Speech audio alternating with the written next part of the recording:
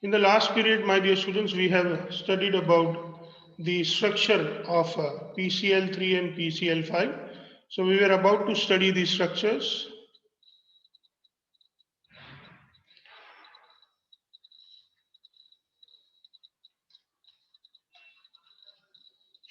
See, in the last period, we have seen that in PCl3 we have P, then we have the lone pair. With this lone pair, my dear students, we have 3Cl bonded. These 3Cl are bonded with P. So we can show it this way. This is where we have the another Cl, then this Cl and this Cl. We can make this solid wedge bond, and this is the dash wedge bond, if you can recall. So this solid wedge bond is going away, is coming towards you, and this is what is going away from you, my dear students. And this is how we have PCl3. The shape of PCl3, do you remember what shape have we studied? The shape is pyramidal, and the hybridization is sp3. Same way, when we look into the PCl5, my dear students, we have this structure of PCl5 in this manner. We can just draw it like this.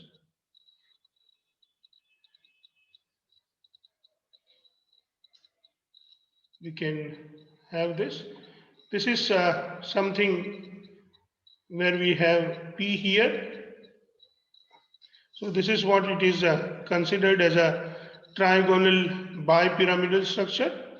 In this trigonal bipyramidal structure, my dear students, we can have phosphorus at the center.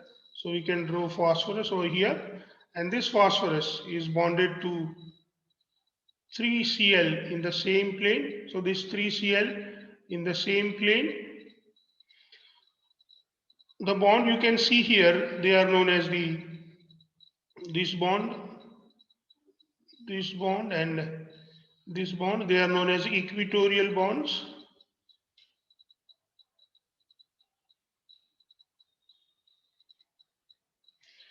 We have 2Cl even present over here, my dear students. These two bonds, we call them as an axial bonds. So you can see these two bonds as axial bonds. Now, if we look into the angles here, my dear students, there is a 90-degree angle here. Whereas if you look into this angle, it is 120-degree. So you can see that axial equatorial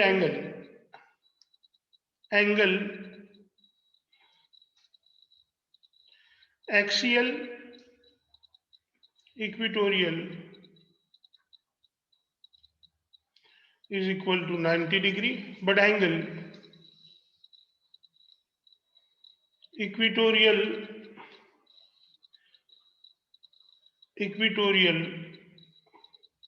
is 120-degree.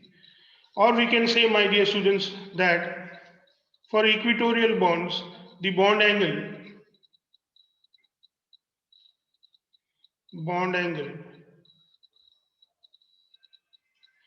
is 120-degree, that is ClPCl.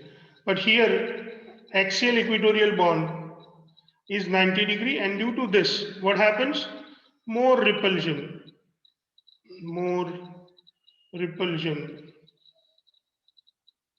For axial and equatorial, axial and equatorial. So please remember, my dear students, this is the important point, that axial bonds are longer than equatorial bonds.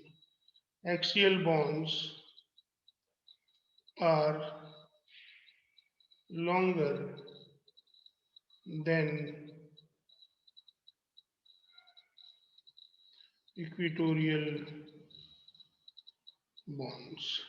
My dear students, can you tell me what is the hybridization in PCl5? Any one of you? Any idea you can look into? sp3 Tell me. What could be the hybridization we can write? sp3 Hybridization in PCl5 hybridization is sp3d, my dear students. And the shape, can you tell me the shape? Trigonal bipyramidal. the bipyramid. Trigonal bipyramidal. So please learn this, my dear students, that we have this kind of structures. Now there is one speciality about the structure of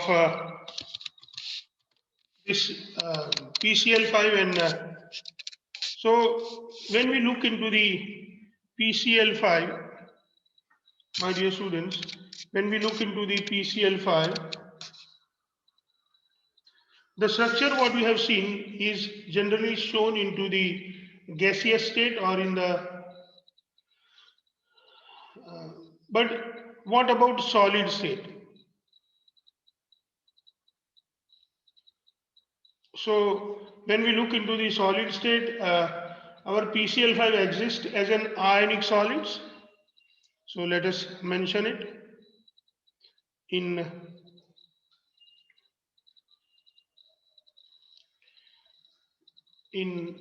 solid state. PCl5 exists as an ionic solid, my dear students, and it is having the structure as PCl4 plus. This is how PCl4 plus, and my dear students, we have PCl6 minus. This is the kind of structure they possess. This PCl4, my dear student, PCl4 plus is simply a tetrahedral structure. This PCl4 plus is a tetrahedral structure, and my dear students, the PCl6, what we can see here, what we want to show here is actually octahedral in structure. So we have here various Cl's, and this is octahedral shape that we can show it this way.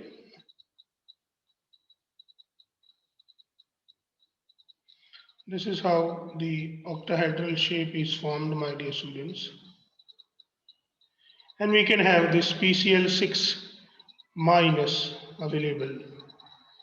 So please remember, my dear student, that in PCl form or PCl4 plus, we will have sp3 hybridization, and here we will have sp3 D2 hybridization. The shape we can write here as a tetrahedral, and here we can write the shape as octahedral. So this is how, my dear student, we study about the structure of PCl5. Please remember, or this is the very important point, let me recall or let me make you recall, my dear students, that in the gaseous and liquid phase, this is the important point I would like to share with you. In the gaseous and liquid phase, my dear student,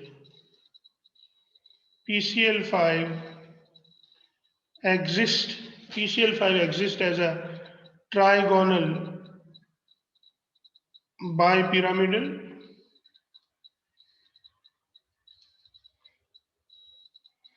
shape with sp3d hybridization,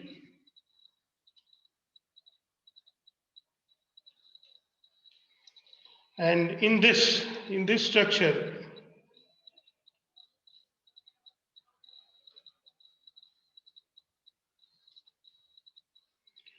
P bond Cl, HCl are shorter than P bond Cl, sorry, in this P bond Cl, HCl are longer than P bond Cl equatorial. And this is due to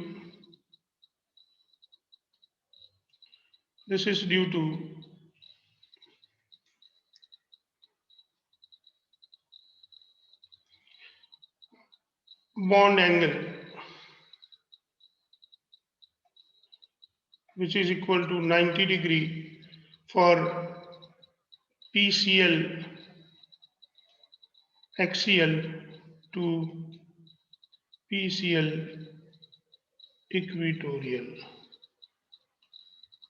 Please remember, my dear students, that all the PCl, all the Cl, PCl equatorial bond angle is equal to 120°. So this is how, my dear students, we understand the concept of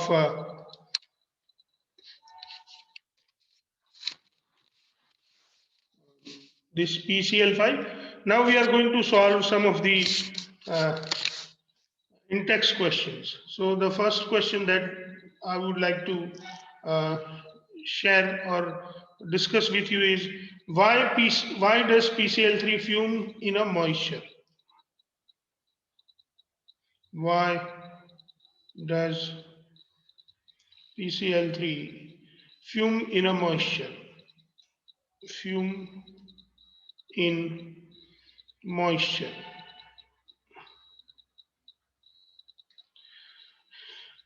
So the answer is very simple. The answer is rooted into one chemical reaction that takes place with PCl3.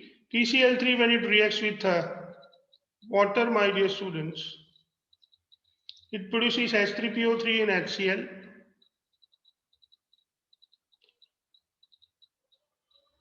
So PCl3 hydrolyzes in the presence of moisture, giving fumes of HCl. So this HCl fumes we can see. So we can answer this question, my dear student, that when PCl3 reacts with water in moisture to give fumes of HCl. This is how we can answer this question. Next question, are all the bonds in PCl5 molecule equivalent? Justify your answer. So we have the next question. We can write this question. Are all bonds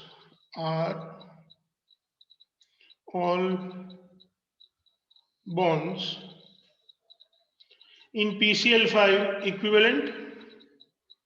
In PCl5 equivalent? Justify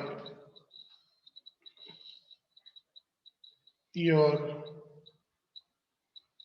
answer. So my dear students, we can answer this question very simply, that in PCl5 there are two types of bonds. Number one that we have is axial bonds. Number two that we have is equatorial bonds. Please remember, my dear student, that axial bonds are longer than equatorial bonds. Axial bonds are longer than equatorial bonds. What is the reason? Let us discuss. Because PCl axial to PCl equatorial bond angle is equal to 90°, but all equatorial bond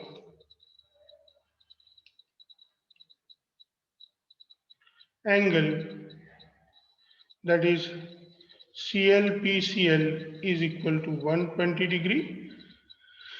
What happens, dear students, due to smaller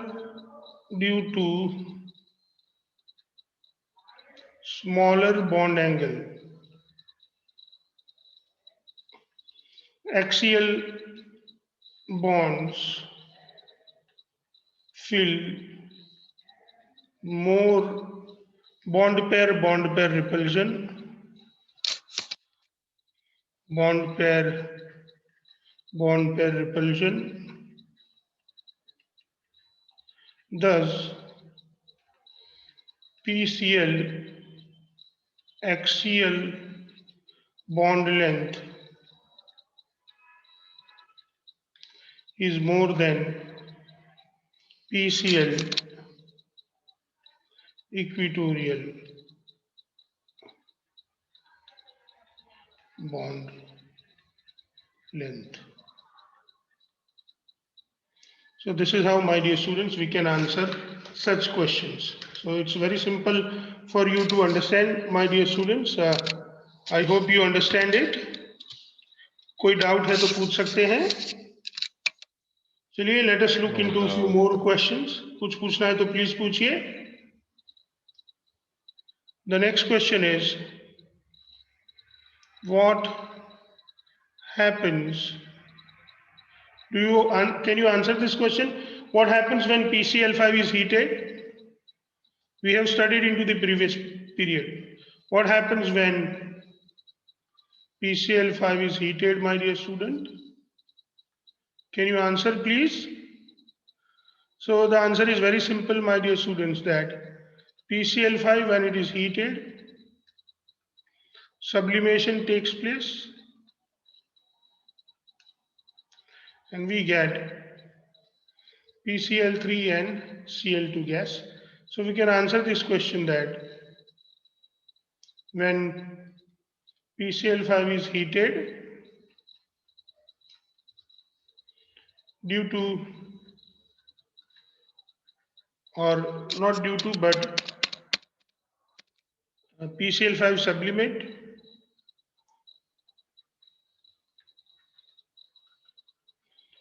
then decompose to give PCl3 and Cl2 gas. So it's very simple, dear students. Then we have the next question. Write a balance equation for the hydrolytic reaction of PCl5 in heavy water. Write the reaction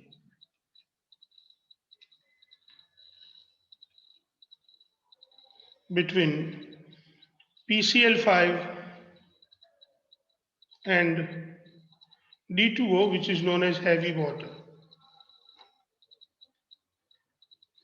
While explaining, my dear students, I have already written that equation, but let me write it once again. PCl5 plus D2o, that gives POCl3 plus